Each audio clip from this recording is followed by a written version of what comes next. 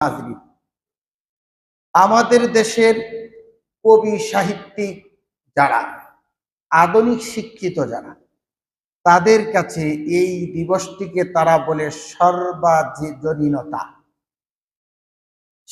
সর্বজনীনতা মানে হলো সকল ধর্মের মানুষের জন্য এই দিবসটি, বিশেষ কোনো ধর্ম নয়। বাঙালি সকল ধর্মের মানুষের মিলন মেলা, এইটা বুঝাইতে গিয়া তারা সর্বজনীনতা বলে থাকে। মোহতারাম হাজরিন, সত্যিকার অর্থে এটা মারাত্মক একটা ধোঁকার বিষয়।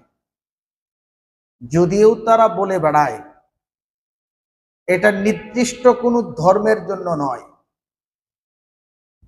তবে তারা এই দিবসটি পুরাপুরি হিন্দুয়ানি ধর্মচর্চার মাধ্যমেই পালন করে। এবং কিভাবে করে সব তো বলা সম্ভব হবে না, আংশিক আংশিক আমি আপনাদের সম্মুখে কিছু বলব। মোহতারাম হাজরিন, প্রথমে দিবসটি সম্পর্কে বুঝার আগে বুঝা দরকার বাংলা বঙ্গাব্দ হিসাবের সূচনা, এটা জানা দরকার। আপনারা জানেন ভারতবর্ষের একজন সম্রাট ছিল, আমরা মুসলমান বলে জানি, সত্যিকার অর্থে সে মুসলমান ছিল না। নাম ছিল সম্রাট আকবর। আপনারা কি নামটা কখনো শুনছেন?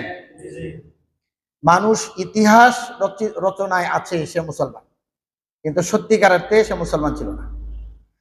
মুসলমান তো ছিলই না, বরং ইহুদি খ্রিস্টানরা ইসলামের যত ক্ষতি ভারতবর্ষে করতে না পারছে, সে তার চাইতে আরো অনেক গুণ বেশি মুসলমানদের ক্ষতি এই ভারতবর্ষে করেছে। তার নাম ছিল সম্রাট আকবর। আপনারা একটু নামটা মুখস্থ রেখেন। তো সম্রাট আকবর যখন তার বাবার মসনদে বসে, পৈতৃক সূত্রে, এখন যেমন ভারত খণ্ড বিখণ্ড হওয়ার পরেও হিন্দু সংখ্যাগরিষ্ঠ, তখনও এমনটাই ছিল। হিন্দু সংখ্যাগরিষ্ঠ